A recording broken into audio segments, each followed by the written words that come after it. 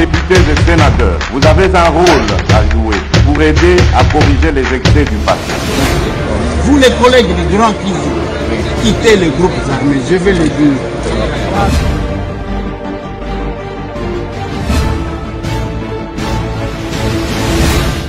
Bienvenue mesdames et messieurs, vous nous suivez de partout avec une attention beaucoup plus particulière parce que j'ai reçu les appels du Haut-Katanga, les Katanga bien sûr, où vous nous avez dit que vous nous suivez comme si c'était une enquête. Donc Bozo Landabiso, tout le jour et tous les numéros. Au Canada, vous nous suivez aussi avec une attention beaucoup plus particulière, Maman Tété, qui nous suit tout le jour, page par page. Alors nous vous faisons un grand coucou là où vous êtes. Je vous avais promis que nous allons recevoir un homme qui, au-delà d'avoir la casquette politique, il est très connu médiatiquement parce qu'il a parcouru l'histoire. Son calendrier est très chargé, mais aujourd'hui, il nous a fait l'honneur d'être présent sur nos plateaux. Je vous avais dit hier que nous allons recevoir l'honorable, qu'on l'appelle double brassard, parce qu'il est honorable député national et provincial. C'est vrai qu'il n'a pas postulé au sénatorial, nous allons lui poser toutes ces questions-là. Il s'appelle honorable Eliezer Tambwe Poché, que nous disons bonsoir. Bonsoir. Honorable, nous avons le réel plaisir de vous recevoir, ça fait carrément très longtemps, et vous venez sur notre plateau Vraie Version. On est bilingue. Si aujourd'hui on veut définir Eliezer Tambwe, comment vous définir? Est-ce que vous pouvez vous-même parler de votre parcours en quelques minutes? Bon, la définition de M. Tambwe est simple. Hein? Ouais. C'est un villageois de la République. Vous aimez qu'on vous appelle villageois comme ça? Parce que, et ça là quand même, tolé dans les réseaux sociaux, bazoa vidéo, photo, bacha, balobi que non honorable Eliezer Tambwe est un villageois. Non, c'est pas parce qu'on a mis la photo, on a placé une photo sur les réseaux sociaux. D'ailleurs, la photo c'est moi-même qui l'avais postée. Okay. C'est parce que je suis villageois. Moi, vous savez, il y a les gens qui aiment trop mentir les autres. Oui. Moi, je suis né, grandi au village. Pourquoi je dirais aux gens que je suis quinois, je suis né, grandi en ville? C'est comme s'il n'y a que ceux qui sont nés en ville, qui ont grandi en ville, qui ont droit à la vie. Oui. Voilà pourquoi moi, je me sens l'aise de me présenter comme villageois. Je suis villageois, oui. Je n'ai pas étudié, je suis d'une famille qui n'est pas connue. Oui. Et puis, qu'est-ce qu'il y a encore? Voilà. Vous êtes de la NER. À un moment, on disait aussi ça. Oui. On mélange tout ça. Bon, je ne sais pas si l'ANR, c'est avoir les cœurs à la patrie. Bon, on disait ça quand vous étiez journaliste. Eliezer a vraiment monté à NER. Oui, parce que les gens qui n'ont pas le courage, oui. Nous avons appris aux gens aujourd'hui. Moi, quand je suis arrivé à Kinshasa, je l'ai toujours répété. Personne ne peut me contredire. Presque tous les médias n'étaient envahis. Tous les journalistes qui étaient connus n'étaient que des chroniqueurs musicaux. Oui. Tous ceux qui étaient connus. Donc, tous les médias presque de Kinshasa étaient envahis par les chroniqueurs musicaux. Oui.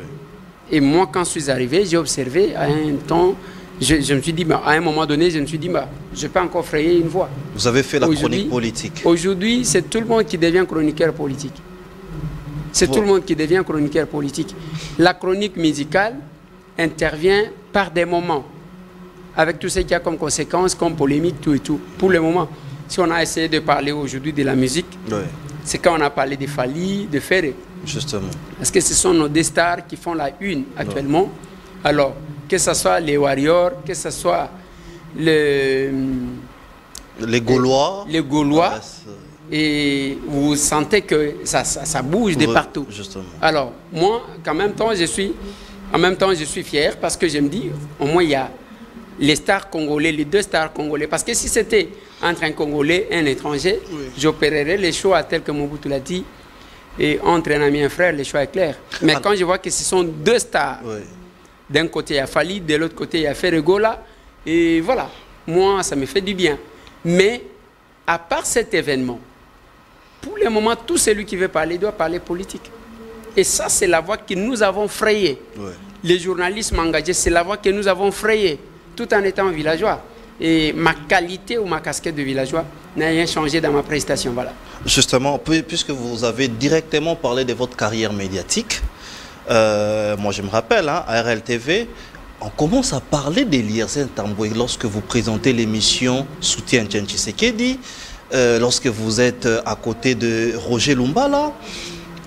Qu'est-ce qui a marqué votre parcours médiatique jusqu'à vous faire connaître aujourd'hui pour qu'on puisse commencer à fouiller votre vie? Vous êtes passé par là, vous avez fait ceci.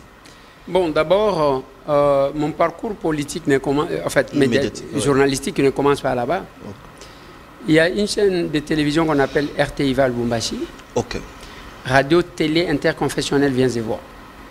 Ça appartient à l'église Viens-et-Vois du pasteur Lambalam, oui. Qui sa grâce, que je salue en passant. Okay. J'ai été recruté par un monsieur qui est à Kinshasa. Okay. Oui. Que vous ne voulez pas citer les noms? Non. Pourquoi ne pas vouloir les citer les noms? Parce que c'est Papa Eli, c'est comme ça que je l'appelle. Oui. Et Papa Eli qui m'a recruté. Et après, il y a eu Paulin Mututa qui était là. Il y avait Véronique Pipendou. Ce sont les gens qui m'ont... Véronique, on a travaillé avec elle. Il y a eu Eli Louba, okay, qui m'a recruté. Il y a eu Paulin Mututa qui est intervenu. J'ai été recruté. Ouais. J'ai quelques collègues qui sont encore en vie, qui sont là. On m'a recruté. Je n'ai jamais fait l'IFASIC. Okay. Mais à l'époque, même quand on m'avait recruté, j'avais quel niveau d'études? Je n'étais qu'un simple diplômé. Okay. Je n'avais qu'un diplôme d'État. À Lubumbashi. Alors, oui, j'ai évolué. Et quand la RTI va connaître des problèmes, nous sommes allés dans une autre radio qu'on appelle la RTLDA, ouais, en Bujimaï. Okay. C'est une radio de l'église Elda, comme vous entendez. Oh, ouais. On a été parmi les premiers prestateurs là-bas. Et à partir de là, il y a le patron de la prospérité qui va nous identifier. Oui. Et Marcel Ngoui, qui me suit. J'ai encore... Partout où je suis passé, j'ai les cartes de service. Okay. Puisque je suis en séjour. Je suis devenu correspondant de la prospérité dans les Grands Kasaï, en fait, dans les Kasaï orientales à l'époque. Okay. Et j'ai commencé à prester. Finalement, je suis à Kinshasa. Quand j'arrive à Kinshasa, j'ai fait 6 mois à la maison et j'étais en train d'observer le programme de télévision. Okay. Il n'y avait que la musique telle que je dis là, vous voyez le même visage, qui sont là-bas, avec tout ce qu'il y avait comme conséquence. Les gens se battaient, oui, les gens s'insultaient. Avec Bazakari Baba, oui, Baswe, les autres là, la polémique, oui, les Mukendi et autres. C'est vous qui citez le nom? Oui, moi je cite. Oui, c'est vous qui citez le nom. Pas cité. Oui. Alors, moi, j'ai fait 6 mois à la maison en train d'observer. Oui. Je n'ai regardé qu'à la télé. Je me réveillais le matin, je regardais à la télé. Après, j'ai opéré un choix. J'ai dit, là où je vois que c'est équilibré, c'est la RLTV de, oui, Roger Lumbala. Okay. Et du coup, comme par hasard, je vois, lors de la présentation du journal, je vois Véronique Bipendou, oui, avec qui j'ai travaillé à la RTIV. Okay. J'ai dit, voilà encore une porte d'entrée. Véronique, à l'époque, je crois, elle était DGA. De la chaîne. Oui, de la chaîne. Je suis arrivé. J'ai trouvé, qu'est-ce que j'ai trouvé là-bas? J'ai trouvé Anissé Yomboranyama, ouais, là, Kalunga Simplice venait de partir. Okay. Et... du quoi, Simplice, vous connaissez? Je connais très bien Simplice. Oui. Alors, il est maintenant à la RTNC, je pense. Oui. Alors, Simplice, Kalunga venait de partir. Ouais. J'avais même appris qu'il avait connu des problèmes avec les travailleurs là-bas. Ouais. Et il y avait Anissé Yomboranyama, ouais, qui était comme cordon, c'est comme ça qu'on l'appelait. Ouais. Et j'ai trouvé à la rédaction, j'ai trouvé pas mal de personnes. Ouais. On m'a mis à la rédaction, même mon actuel collaborateur Didier Kikou. Ouais. C'est le premier caméraman à la télé qui m'a accompagné. Je l'ai trouvé, Didier qui a commencé la télé avant moi. Il faut toujours avoir l'humilité de... Justement. Ouais. Alors, on a commencé à faire des petits reportages, des titres, tout ça. J'ai trouvé, en tout cas, la crème intellectuelle, surtout des gens qui venaient de l'IFASIC, qui, oui, étaient vraiment intelligents. Et par moments, je pouvais être complexé. J'observais pour comprendre comment ça se passe. Oui, oui. Vous savez, avec ceux qui ont pris 5 ans, par exemple, à apprendre le journalisme, il fallait être là. Voilà. J'ai commencé il y avait les Gilles Chitumbaï, il y avait Emery, et il y avait encore qui Nadine Maïngi qui est avec Anissé aujourd'hui, Fifi Kalumbwe, je vois Florence Lumbu. Oui, il y avait aussi Mami Marisa. Oui, Mami Marisa, qui était notre birinfo. Il y a aussi Joseph Kamanga. Oui, Joseph aussi. Oui. Parce que Mami Marisa était l'adjoint de Joseph Kamanga. Oui. Alors, il y avait le Blanche Pembe. Alors, et à la régie, on avait les Siga Mwamba, on avait les gens Kassongo. Et voilà. Là, c'est, je pense, en 2008 ou 2009. Mais en même temps, on vous donne la charge de DAF de la chaîne. Oui. Alors, j'ai commencé. C'est pourquoi les gens qui parlent de moi, je comprends qu'il y a intérêt. Ils ne connaissent pas. Mais parce que vous n'en parlez pas, honorable. Vous voyez, je suis arrivé chez Roger Lumbala en 2007. Je crois. En 2007 que je suis arrivé là. Là, Roger Lumbala, il n'était plus ministre, je crois. C'était son épouse qui l'a remplacé. Oui. Et Moïse Moni Dela venait de remplacer José Ngwanda au ministère comme vice-ministre de l'information. Et voilà, ça c'est notre parcours. On a commencé à se battre dans cette rédaction. Il y avait vraiment de l'ambiance. Parce que c'est une rédaction qui n'avait pas de conflit. Justement. On était amis, j'étais trop attaché à quelques dames aujourd'hui. Alors comment vous vous en sortiez à l'époque? Vous êtes dans une rédaction, les journalistes formés, mais comment est-ce que vous vous en sortiez? Non, mais il y a question de compétences, en fait, des vocations en même temps. Alors, j'ai commencé, et moi j'aime apprendre. Jusqu'à aujourd'hui, j'étudie. J'aime apprendre et je ne sais pas pourquoi. Si j'ai même des problèmes avec mes enfants qui pensent que finalement, monsieur, jusqu'où tu iras? Je me dis, mais je vais rester sans rien faire. Ils disent, mais tu as beaucoup de choses à faire. Je dis, mais si j'ajoute encore la connaissance, c'est toujours bien. Alors, on a commencé, dans peu de temps, il y a eu, on intervenait, même Pacho RFI, présentait une émission là-bas. Voilà.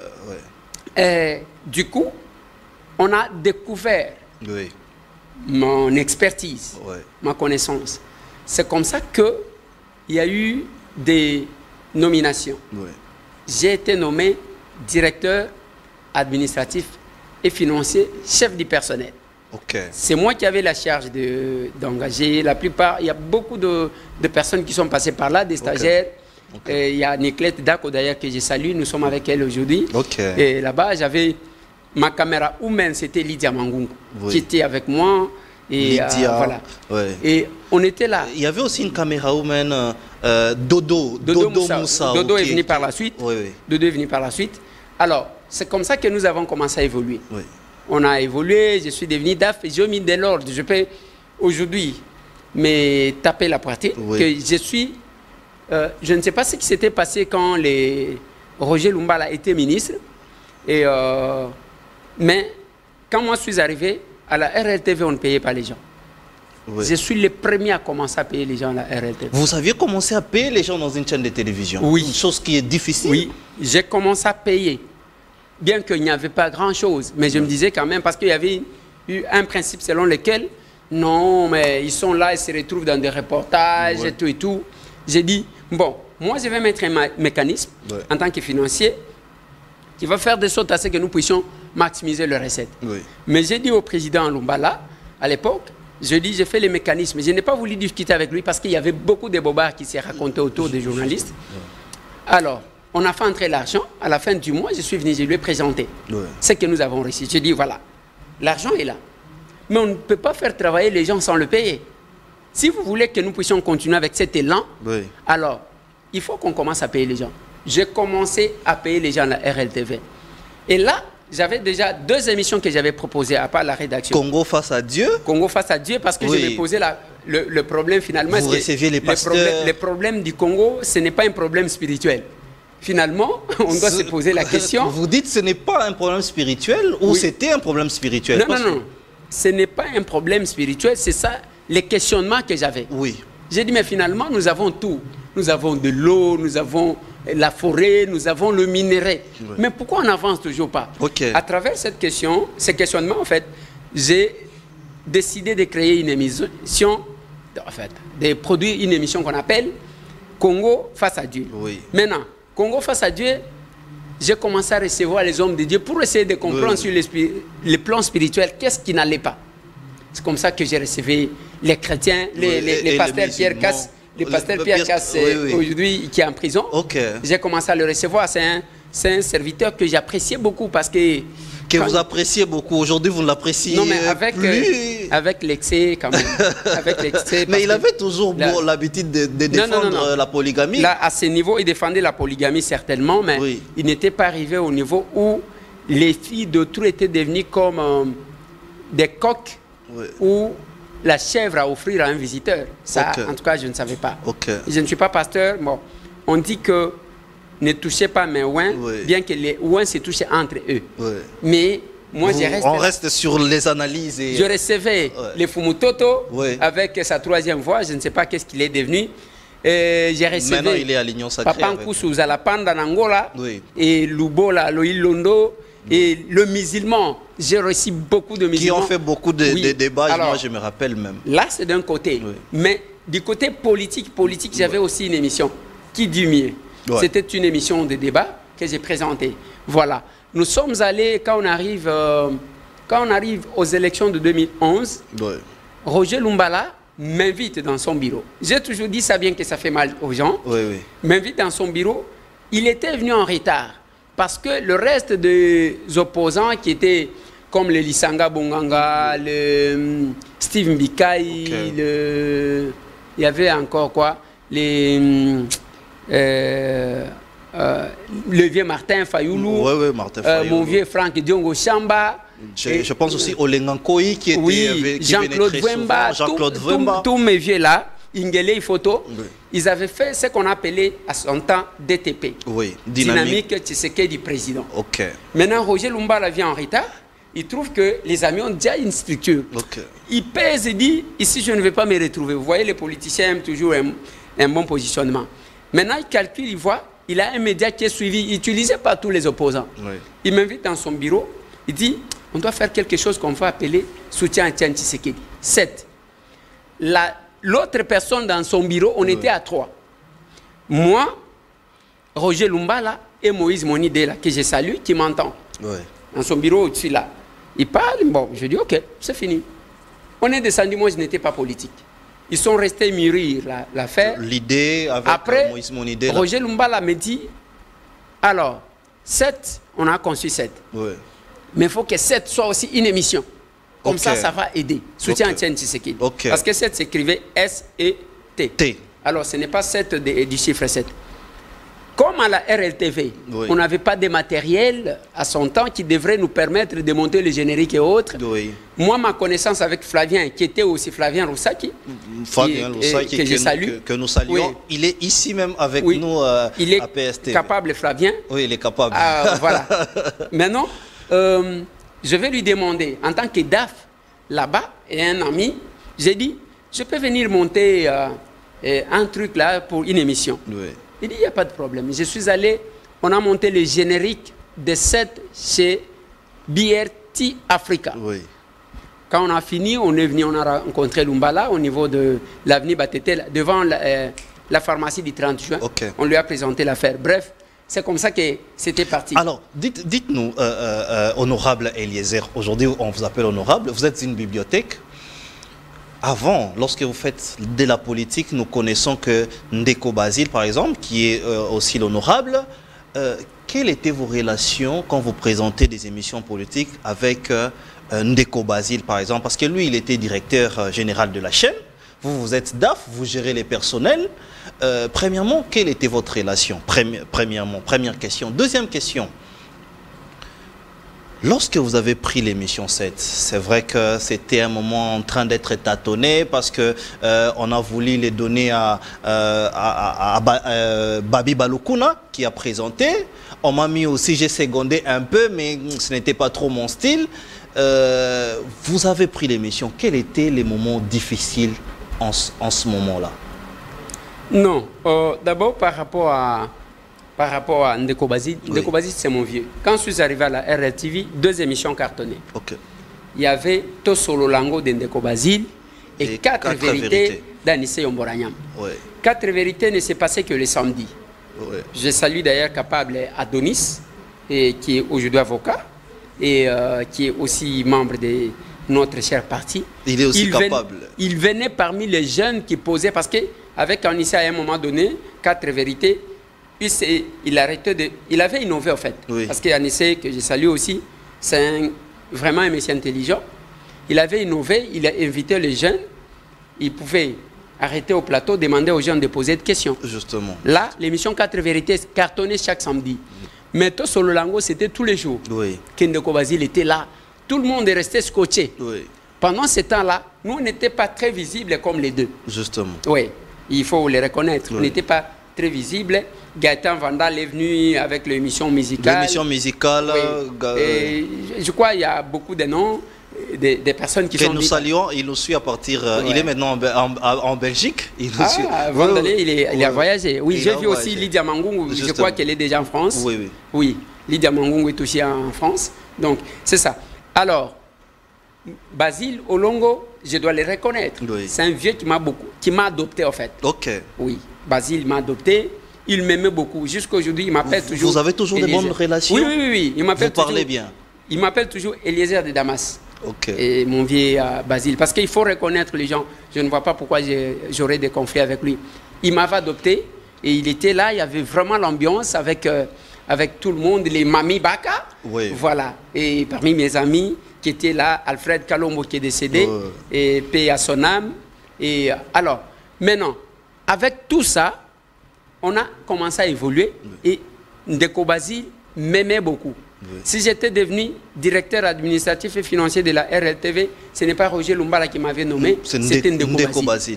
C'était Ndeko Parce qu'il était DG. Oui, c'était Ndeko Basile qui m'avait nommé. Oui. Ça, je dois le reconnaître.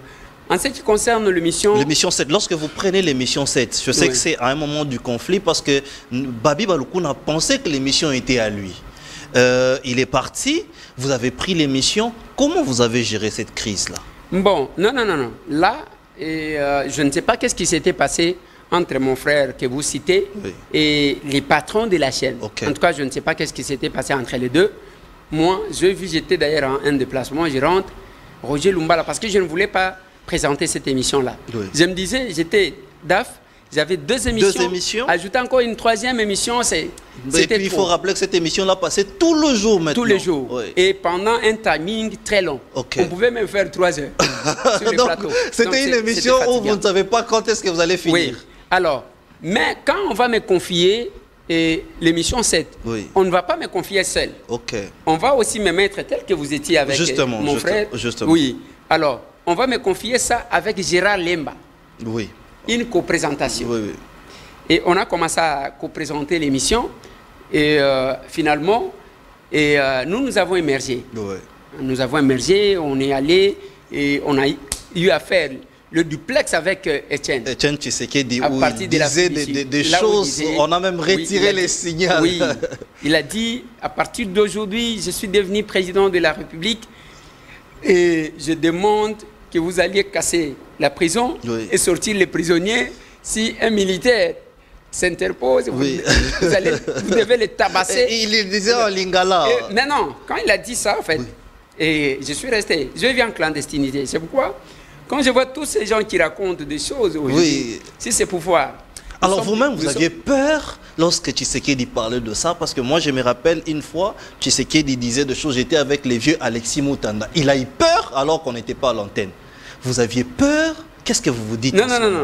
Moi, je ne sais pas si la peur existe toujours, parce que moi-même, je ne sais pas si je suis toujours en vie ou bien je n'existe plus. En tout cas, je ne sais pas si je vis toujours ou bien je ne vis plus. Donc, ça, la peur n'existe plus chez moi. Et quand il disait moi-même, je faisais les commentaires. Oui. Et je répétais, j'insistais, répétez-moi Namboka Etienne. Oui. Et les gens applaudissaient parce que cette émission-là, je l'animais, c'était dehors, en fait.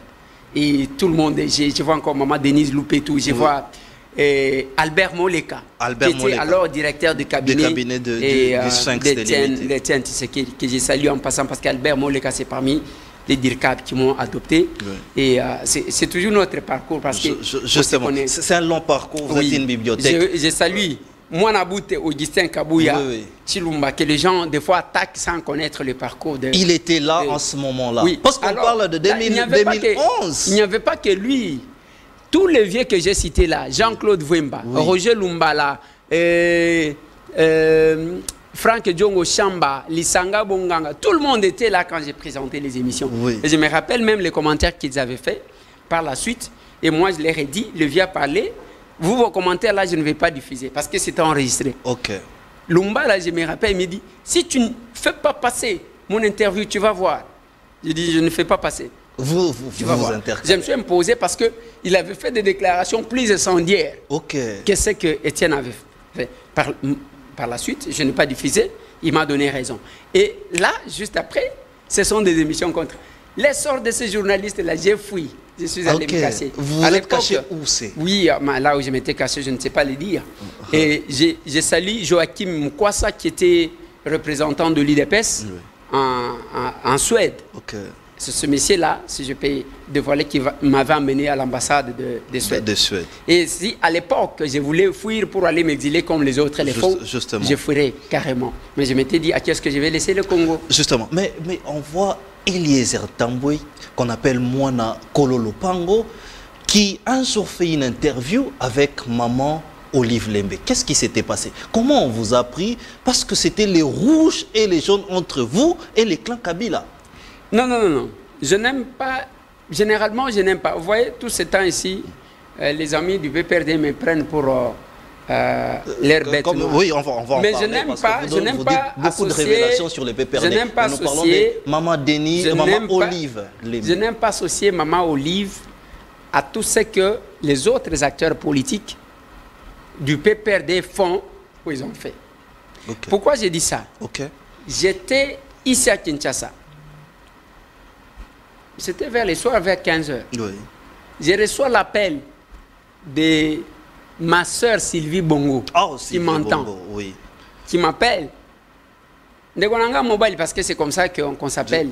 Vous connaissez parce qu'elle venait très souvent aussi à RLTV. Oui, mais retenez que pendant ce temps-là, d'abord, elle était dans les tops des justement succès. Avec l'émission. Ils étaient, même l'équipe nationale, moi je n'étais pas dedans avant. Oui. Ils étaient là, Ndeko Basile, Ndeko Zulu, Sylvie Bongo, Solange Kouale. Oui, leur équipe là. Et les papas de la RTNC. Oui, celui-là est venu par la suite. Oui. Alors, Papa Nkoibatim, je connais. Alors, maintenant, Sylvie Bongo m'appelle. Ndeko Nanga Mobile, ça va? J'ai dit ça va. Et non, voilà, toi tu es trop compliqué, tu es trop capricieux. Mais si je te demande de prendre les vélos pour me suivre là où je suis, pour qu'on fasse l'interview, tu vas me compliquer. J'ai dit, dis-moi, c'est où? Il dit, écoute, va chez CA, prends le billet, tu me rejoins à Lubumbashi et nous avons une activité ici. Sans me dire avec qui. Avec qui? Vous avez pris ces risques? Oui, mais j'avais confiance parce que souvent les journalistes s'appellent entre eux. Justement. Je suis allé chez CA, j'ai pris mon billet, je suis allé à Lubumbashi. J'arrive à Lubumbashi, je trouve un véhicule qui m'attend. On m'amène à l'hôtel là où c'est trouvé. Il y avait Anita Luamba, il y avait Feza, il y avait Feza, je crois qu'il était à Digital, qui est décédé. Oui. Et il y avait à Digital. Oui, il y avait Jolie Dioka, Jolie. c'était les 50. Je me suis retrouvé dans ces rouages-là, on est resté, l'ambiance, sans me dire quoi que ce soit. On a mangé, je me suis endormi. Le matin, on me dit, sors vite. J'ai mis ma petite chemise. Je suis sorti. On arrive à l'hôpital Sendwe de Lubumbashi. Du coup, je vois c'est une activité. Je vois la garde des Républicains. Je dis, waouh. J'ai eu peur, vous savez, à l'époque, ce qui s'est passé. Alors, quand j'arrive là, et directement, je vois Maman Olive débarquer. Je regarde Sylvie. Sylvie, d'ailleurs, elle était assise loin de moi. On a couvert ça. Après, on m'a dit, montez. On monte dans le véhicule jusqu'à la résidence temporaire du chef de l'État à Lubumbashi. On arrive là, une émission, si vous constatez cette émission-là, j'étais la seule personne qui était en chemise. Parce que tout le monde était préparé, qu'il y avait une émission. Oui, mais vous étiez en chemise. J'ai joué mon rôle en tant que journaliste. Je n'ai jamais regretté ça. Parce que même elle, Maman Olive Lembe, je ne préfère jamais, je n'aime pas que les gens l'associent à la politique du politique que quelques cadres de PPRD sont en train de faire. Alors, pourquoi? Parce que je l'ai trouvé, voilà ce qu'elle me dit. Elle m'a dit un jour, Ndeko Eliezer, on ne t'a pas invité ici pour t'acheter. Ok. Nous aimons les gens. J'aime, ça c'est elle. Oui. J'aime quelqu'un qui est correct comme toi. Que au lobby que okuta na cannabis à maintes reprises maintenant nous avons occasion oyote. Tango msusu eko surprendre yo lelo ke ndenge nini oye kokutana na biso fara boye sans pour autant que oluka yango ngai mutu nasengaki oya pona landaka ba émission oyo salaka. Et il faut persévérer comme ça parce que avec ça tu vas aider le pays. Sinon les restes des flatteurs là, on n'en a même pas besoin. Beaucoup de gens, c'est comme ça que tu vois tous ceux qui se disent kabilistes. J'ai même entendu un qui dit que Kabila m'a dit ce que nous disons. Oui. Je me pose la question si réellement c'est Kabila qui l'a envoyé.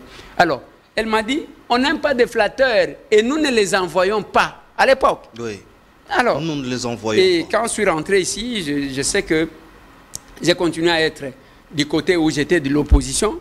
Il y a eu même un zélé qui m'avait menacé, croyant qu'on m'avait donné 2 millions, alors que ma soeur Sylvie Bongo connaît.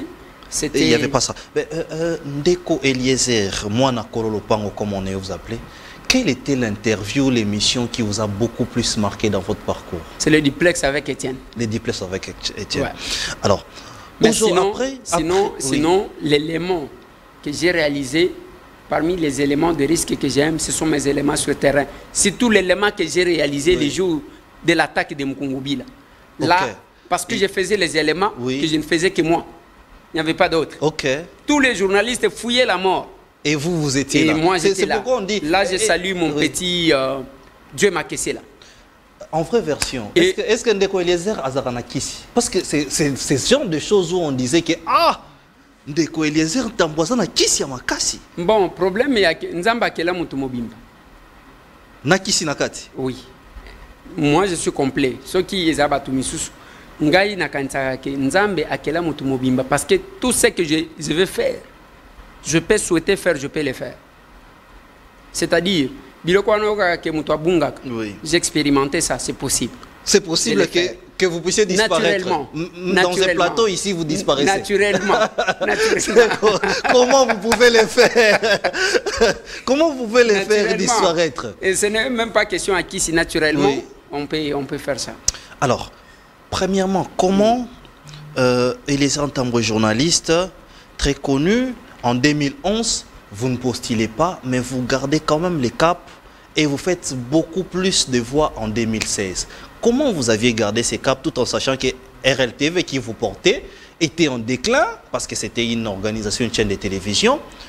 Et non seulement ça, nous sommes répartis par les temps, vous gardez aussi les caps d'être élu 2e fois. C'était quoi les secrets et la stratégie? Parce que plusieurs sont tombés.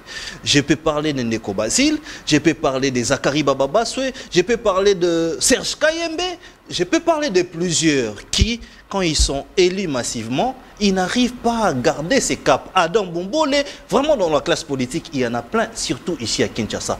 Qu'est-ce que vous faites, Ndeko Eliezer, pour garder ces caps-là et avoir encore la confiance de la population? C'est une question de religion et de ma qualité. Religion? Là où, oui, on ne prie pas dans une même église, dans une même religion avec tout le monde, je voulais dire, mais aussi, moi je suis villageois. Vous voyez, les villageois... C'est quelle religion que les gens qui veulent venir, qu'ils viennent aussi? Non, non. Tout n'est pas maître sur la parole. Alors, Ndeko Eliezer, des journalistes, vous faites un parti politique. Moi, je me dis, mais non, moi personnellement, je me suis dit que c'était un mauvais choix. Pourquoi? Parce que je me disais qu'en étant politique, vous n'aurez pas la liberté que vous aviez pour parler des secrets d'État et dire des choses. Mais après, vous avez quand même gardé les caps. Mais vous avez gardé votre casquette de journaliste. Pourquoi vous aimez toujours être journaliste, faire même une émission, Masolona député? C'était quoi l'idée derrière? Bon, d'abord, les journalismes, je dis bien, c'est dans les sangs. Et il s'agit aussi d'une vocation. Ce n'est pas le fait d'aller à l'IFASIC ou d'aller au campus faire aborder telle ou telle autre faculté qu'on peut faire. D'abord, je suis politologue. J'ai fait les sciences politiques. Ok. Ce que je fais aujourd'hui en politique, beaucoup de personnes n'ont pas fait. Le mot capable est sorti, c'est un concept qui entrera désormais dans les dictionnaires de la science politique. Les capables. Les capables. Le membre qu'on appelle le capable. Ok. C'est un concept qui vient de là, de chez nous là. En créant le parti politique, ACER, c'est un parti qui vient répondre à une question, à un besoin. Ok. Parce que le parti politique au vrai sens du mot n'existait pas au Congo. Ça n'existait pas. Des partis, pourquoi vous dites ça? Il y a l'IDPS, il y a le PPRD, il y en a plein quand même. Écoutez, il y a les mutualités parce que ce sont des mutualités. Vous savez, on a créé... Non, non, écoutez, je vais bien analyser. En 1945, après la Deuxième Guerre mondiale, Oui. les colonisateurs qui n'autorisaient pas aux Congolais de se regrouper, même autour d'une petite religion, Oui. voilà pourquoi Kimbangu a été arrêté. Le combat de Kimbangu, c'est le courage. Quand quelqu'un vous dit, c'est ce qui manque, mais il n'est pas courageux, et celui-là n'est pas le fils de Kimbangu. Oui. Les fils de Kimbangu, on les voit. Ce ne sont pas les gens qui craignent, ce sont les gens qui affrontent, Oui. qui sont courageux. Alors, on a créé des mutualités à Bako, Baloubakat, et ainsi de suite, les mutualités. Oui. On arrive en 1957, les premières élections de décembre 1957, où tous les Congolais n'ont pas participé. D'abord, les femmes n'ont pas eu droit. Oui. Toutes les communes n'ont pas participé. Même à Kinshasa, c'est quelques communes. À Lubumbashi, c'est quelques communes. Et à Jadoville. Ok. Et depuis lors, nous souffrons parce qu'il fallait aligner les gens sur les listes. Justement. Comme il n'y avait pas de parti politique, on a aligné les gens sur les listes des mutualités qui sont devenues comme des partis politiques. Cette maladie-là continue jusqu'à aujourd'hui. Regardez la plupart des partis politiques, qu'on confie même un poste de responsabilité. Vous allez trouver que c'est la langue maternelle qui règne là-bas. Et la majorité des membres sont toujours d'un même coin. Et nous, on s'est dit, on doit mettre en place une structure nationale. Les combats... Oui. Où il n'y a pas de régionalisme, il n'y a pas de tribalisme. C'est comme ça que quand vous arrivez sur Cabinda 102, là où nous nous réunissons, même quand vous voyez nos fédérations à travers le monde, à travers tous les territoires nationaux, parce que nous sommes implantés quand même dans beaucoup de pays à l'extérieur, les Canada, Benelux, France, et Grande-Bretagne, États-Unis d'Amérique, Afrique du Sud, Irlande, Maroc, Israël, nous sommes à Tel Aviv, partout là, la Suisse, l'Allemagne, partout là où nous sommes, vous allez constater qu'il y a la diversité des tribus et des langues. Que ce soit ici, vous allez à Kikwit, ici, c'est plein, vous allez dans le Congo central, à Kisangani, Boyoma. Donc, on a répondu à un besoin, un cadre qui devrait regrouper tous les Congolais sans considération tribalo-ethnique. Alors, honorable Eliezer, j'ai vraiment beaucoup de questions, faute de temps. Je pense que je ne me pardonnerai pas parce que je me dirais qu'il y avait toutes ces questions, mais on n'a pas posé du temps. Une question. Quand vous voyez les kabylistes d'hier, pendant ces 5 ans qui sont plus tshisekidistes, d'abord, vous qui connaissez bien ces histoires-là en étant journaliste, proche d'Etienne Tshisekedi, parce que vous étiez toujours avec Etienne Tshisekedi, qu'est-ce que vous vous dites premièrement? Est-ce que c'est ces gens-là qui ont apporté les mêmes comportements qu'il y avait avant, ou c'était opportun qu'ils puissent changer des camps pour être tshisekidistes? Quelle analyse vous faites? Non, en fait, il faut classifier les personnes, les animateurs. Oui. Parmi les acteurs politiques, il y a les gens qu'on appelle les opportunistes. Il y a les gens, parmi les opportunistes, il y a les gens qu'on appelle les... comment on appelle les coopérants politiques. Il y a les curieux. Et puis il y a les idéologues. Maintenant, dans les opportunistes, là où il y a les coopérants politiques, c'est quelqu'un qui peut venir. Ce sont des stratèges, hein, ces gens-là. Ils peuvent venir, mais écoutez, il peut venir si aujourd'hui vous êtes en bonne position, il peut être kabiliste plus que tout le monde. Et ils savent accéder. Hein. Il peut venir, il cherche quelqu'un de la famille de Kabila, il devient son ami, il cherche les cousins de Kabila, il cherche les frères de Kabila. Même à offrir des cadeaux. Il peut chercher un appartement ici à la Gombe, il lui offre, il vend des choses. Donc voilà, je suis dans les affaires, ainsi de suite. Un appartement de 140, nous en vivons aussi de 140 000 $. et qu'après il va poser le problème. Parce que c'est un coopérant politique. Il donne et puis il pose le il a un problème. poste de responsabilité et du coup, ce poste-là, il va commencer à piller le pays et récupérer au centime. Mais je vois les gens. Oui. Je me pose la question s'ils seront encore avec Fatih pendant combien d'années. Vous serez peut-être déçu de le voir parce qu'ils sont coopérants, ils savent comment accéder. Non, mais ils savent comment rouler. Oui, oui. Mais ce que j'aime en ce moment, j'ai rencontré la première ministre Oui. et je pense que nous pouvons espérer un changement. Alors, comment vous avez su, on est vraiment à la fin de l'émission, comment vous avez su que les PPRD étaient en allié avec les rebelles rwandais? Parce que vous avez donné ces révélations. Après quelques temps, on a vu les jeunes du PPRD, tous. Hein, vraiment, c'est la clique des jeunes du PPRD qui sont partis avec Nanga. Où est-ce que vous avez eu cette information? Même moi, d'abord, avant d'être politique, je suis journaliste. Ok. Un journaliste d'investigation, j'ai appris aux gens à aller même à l'intérieur investiguer sur plusieurs dossiers. Nous avons toujours les informations. Quand j'avais dit, ceux qui me connaissent m'appellent prophète politique. Ok. Quand j'ai dit quelque chose, il faut faire attention. Nos amis, jusqu'à aujourd'hui, ça ne sert à rien de m'administrer de coups, de chercher comment m'éliminer physiquement, ça ne sert à rien. Oui. Parce que ce n'est pas ça la solution. Et je n'ai pas peur de quoi que ce soit. Mais aimons notre pays. Et même là, ils sont en train de continuer à recruter et à faire des choses. Nous sommes arrivés à la fin de l'émission. Vraiment en 30 secondes. Honorable Eliezer, peut-être qu'on vous prendra pour d'autres questions. Il vous arrive parfois de vous dire sur les plateaux, j'étais journaliste, mais je ne devrais pas parler comme politique. Ou soit ici, j'ai agi comme journaliste. Comment vous faites la part des choses entre député national, politique et encore journaliste? Les journalistes, c'est l'antichambre de la politique. Vous êtes très à l'aise. C'est comme les syndicalismes. Les syndicalistes que vous voyez là sont dans l'antichambre de la politique. Ok. Quand on vous dit, nous sommes la société civile, c'est l'antichambre de la politique. Les journalismes, ce pays d'ailleurs, c'est un pays qui appartient aux journalistes. Il a fallu qu'un reporter européen vienne découvrir pour les Européens. C'est Congo. Et voilà. C'est comme ça que vous allez constater que tous ceux qui nous ont précédés, Mobutu était journaliste, Lumumba était journaliste, tout le monde. Mais les journalistes qui servent des panneaux indicateurs aux autres, des mandats, vous avez servi la République en donnant tout ce que vous aviez donné. Qu'est-ce qui vous manque aujourd'hui? Vous vous dites que Eliezer Ntambwe serait mieux où? Là où les ciels m'enverra. Merci. Merci à vous, honorable Eliezer Ntambwe. En tout cas, on avait beaucoup de questions, mais faute de temps, je pense qu'avec cette histoire, ça prouve vraiment que cette bibliothèque doit encore revenir, mais ces émissions sont aussi des émissions rares parce que ça demande à un moment donné pour que vous puissiez les consommer. Prière de ne pas oublier de passer à la deuxième rue industrielle, chambre froide et l'ICAP.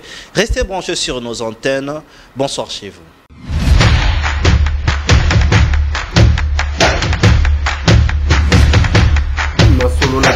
Honorables députés et sénateurs, vous avez un rôle à jouer pour aider à corriger les excès du passé. Vous les collègues du Grand Kivu, quittez les groupes armés, je vais le dire.